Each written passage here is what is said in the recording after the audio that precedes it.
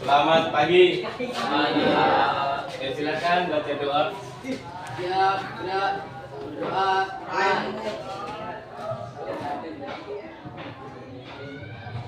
Doa selesai. Beri salam kepada Pak Guru. Assalamualaikum warahmatullahi wabarakatuh. Waalaikumsalam warahmatullahi wabarakatuh. Selamat pagi. Sebelum mulai pelajaran, saya absen dulu kehadiran kalian ya. Bayu, Hadir. Dela, Octavia, Okta ya, Okta, Retno, Setia, Rizky Saputra, Duha, Iji, Arif, Sergio, Hadir. Bagus, Hadir. Jim, Enjaki, Hadir. Rival, Nasikin, Hadir. Jaki, udah ya? Udah dipanggil tadi.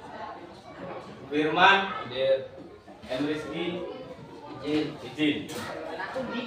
Ya, untuk yang hadir kita mulai materi kita pada pagi ini. Materi kita pada pagi ini yaitu rukun iman. Rukun iman. Apa itu artinya iman? Percaya atau kepercayaan atau percaya iman. Nah, rukun iman. Ada berapa rukun iman? Ada 6. Yang pertama Iman kepada Allah. iman kepada Allah. Yang kedua malaikat Allah. Yang ketiga kitab-kitab Allah. Yang keempat Iman kepada Nabi dan Rasul. nah, iman kepada Nabi dan Rasul atau Rasul Allah. Yang kelima Iman kepada hari iman pada hari akhir. Yang keenam iman kepada qada dan qadar. Di sini saya akan menjelaskan dari urutan yang paling penting, yaitu iman kepada Allah Subhanahu wa Ta'ala. Nah, iman kepada Allah yaitu keyakinan mutlak bahwa Allah adalah satu-satunya Tuhan yang Maha Esa menurut orang, yaitu percaya bahwa adanya atau meyakini bahwa adanya Allah. Ingat, itu bagi orang muslim percaya adanya Allah. Itu adalah iman kepada Allah. Terus yang kedua iman kepada malaikat Allah, yaitu ditugaskan untuk membantu Allah untuk mengikuti manusia. Tugaskan untuk mencatat, ada yang mencatat amal buruk, bagus, ada yang mencatat kebaikan, ada yang mencatat kejahatan, seperti itu ya. Iman kepada malaikat Allah, kita harus mempercayai. Yang ketiga, iman kepada kitab-kitab Allah. Ya, berapa kitab-kitab Allah? Selain Al-Quran itu ada nggak? Ada kitab-kitab Allah. Kita harus mempercayai atau mengimani. Keyakinan bahwa Allah telah menurunkan wahyu atau iman kepada para rasulnya. Para rasul, kalau para rasul itu lebih dari satu rasul. Jadi disitulah diturunkan kitab Allah untuk memperbaiki tingkah laku manusia pada zaman dahulu. Dengan adanya kitab Allah, itu diatur tuh, tidak boleh seperti ini, tidak boleh seperti ini. Seperti ini dosa, seperti ini melanggar aturan, seperti ini melanggar agama. Seperti itu. Ya, itu adanya kitab Allah rukun iman yang ketiga. Yang keempat, iman kepada Rasul Allah. Rasul itu adalah salah satu nabi yang sudah diberi nabi yang sudah terpilih mendapatkan firman Allah. Nabi Muhammad itu diberikan firman atau wahyu itu tadi oleh Allah berupa apa? Al-Quran. Itu membenari akhlak-akhlak manusia pada zaman dahulu. rukun itu adalah rukun iman kepada Rasul. Rasul itu memiliki sifat wajib. Rasulullah memiliki sifat wajib. Ada berapa sifat wajib Rasulullah? 4. Apa? Sidik, amanah, tabligh. Sidik, amanah, tabligh, itu adalah sifat-sifat yang dimiliki para nabi atau rasul tadi. Nabi dan Rasulullah itu ada berapa? 25 yang wajib kita ketahui. Selanjutnya yaitu tadi iman kepada Rasulullah itu adalah rukun iman yang keempat. Yang kelima, iman kepada hari akhir atau kiamat. Iman kepada hari akhir atau kiamat. Meyakini bahwa seluruh kehidupan dunia ini akan berakhir dan akan ada kehidupan baru di akhirat. Kiamat itu ada dua, kiamat kecil sama kiamat besar. Ya, kalau dibahasakan Indonesia, kiamat kecil sama kiamat besar. Itu seperti itu. Kiamat kecil itu seperti apa? Tsunami, gempa bumi itu yang mengakibatkan diri kita itu, orang itu meninggal, mati. Kiamat kecil. Kiamat besarnya kalau semuanya sudah hancur, digulung. Yang baik, yang buruk, yang jelek, yang ganteng semuanya digulung habis. Itu kiamat besarnya. Ya, kita mempercayainya itu. Di sini di dunia ini adalah kehidupan yang sementara. Di sana nanti akan kekal abadi selama-lamanya. Kalau kalian berbuat baik di dunia ini, di sana akan mulia. Suatu saat kalian akan mati di situ di hari akhir itu, kalian akan ditimbang nih. Amal bagus sama amal jeleknya itu beratnya mana? Ya, amal bagus sama amal jeleknya itu berat yang mana nih? Kalau berat amal yang jelek, masukkan ke neraka. Jadi itu hukum dulu kalian berapa puluh tahun atau 1000 tahun. Kalau kira-kira udah selesai, diangkat, masukkan surga. Semua manusia itu suatu saat pasti akan masuk surga. Tinggal cepat atau lambat, itu aja. Kalau pengen masuk surga ya cepat, berbuat baiklah dari sekarang. Jangan berbuat dosa. Penjahat bisa masuk surga Pak Kong? Bisa. Orang jahat itu punya hati yang bagus. Walaupun cuma sedikit. Walaupun punya sedikit, punya hati yang bagus, pernah nolong orang, disitulah dia akan dimasukkan ke dalam surga. Paham ya? Bahkan ada sebuah cerita, ini sebuah cerita ya.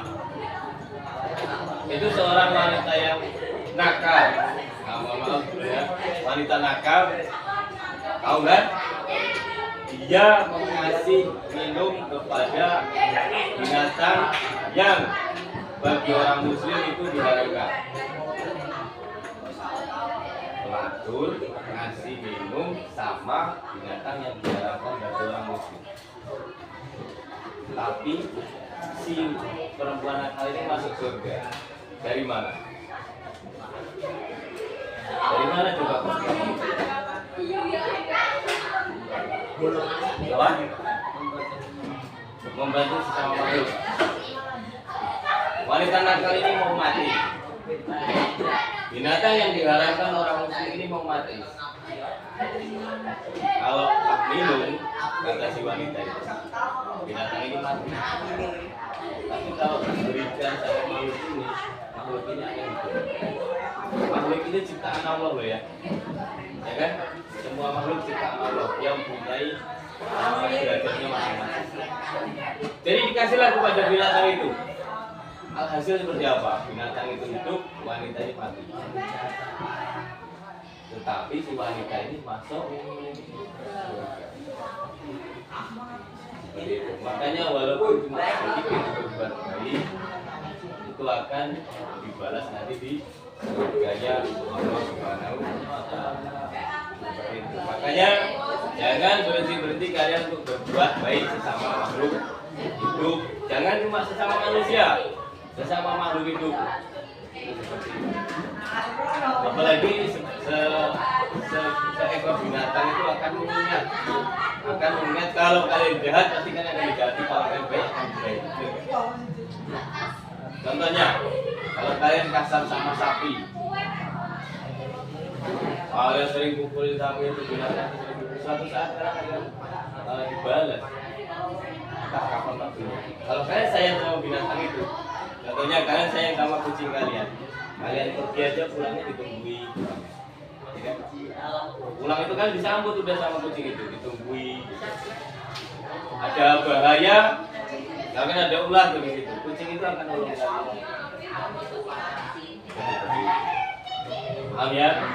Jadi di situ untuk iman kepada hari akhir, nanti di suatu saat di hari akhir itu akan diseberang kalian amal baik buruknya. Itu akan adanya kematian, akan adanya kiamat, seperti itu.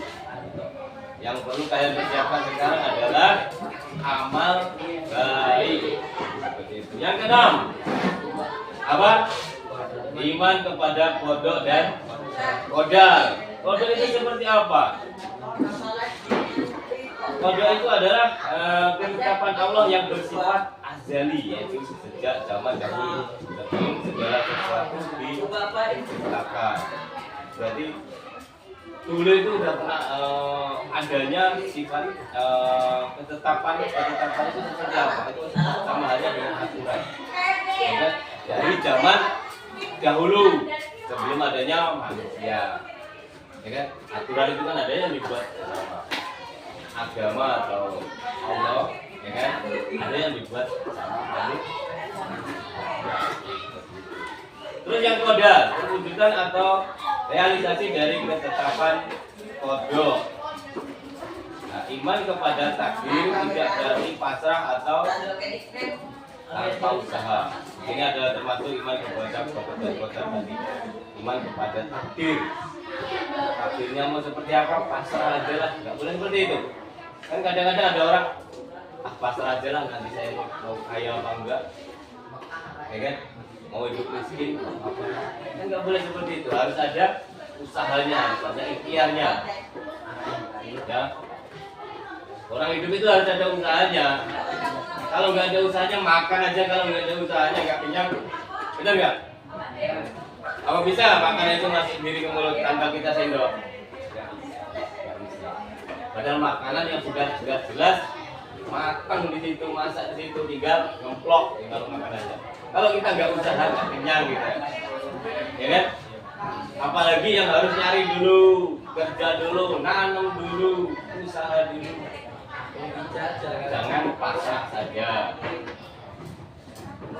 Ya, emang benar takdir itu sudah ada, tapi takdir bisa kita usahakan, bisa kita usahakan untuk menjadi yang lebih baik. Begitu. Ya. Jadi iman kepada takdir tidak berarti pasrah atau tanpa usaha, melainkan harus dibarengi dengan usaha yang maksimal. Ya, seperti ikhtiar dan tawakal. Seperti itu. Baiklah, untuk dari materi kita hari ini yaitu tentang iman kepada rukun kepada iman, rukun iman. Iman kepada Allah, iman kepada malaikat, kitab-kitab Allah, Rasul Allah, hari akhir dan qada dan qadar. Nah, sekarang kita bisa mengulangi atau bisa menyebutkan bareng-bareng rukun iman itu sesuai dengan urutannya. Yang pertama, iman kepada apa? Allah. Yang kedua, malaikat Allah. Yang ketiga, kitab Allah. Yang keempat, Rasul Allah. Yang kelima, iman kepada hari akhir. Yang keenam, iman kepada qada dan qadar. Disitulah keimanan kita harus kita pupuk, harus kita jaga, harus kita semangatkan lagi iman-iman yang seperti itu, yang sifatnya membangun diri kita masing-masing. Untuk materi kita hari ini saya cukupi. Untuk penyelesaiannya kita berdoa menurut keyakinan. keyakinan masing-masing. Doa mulai.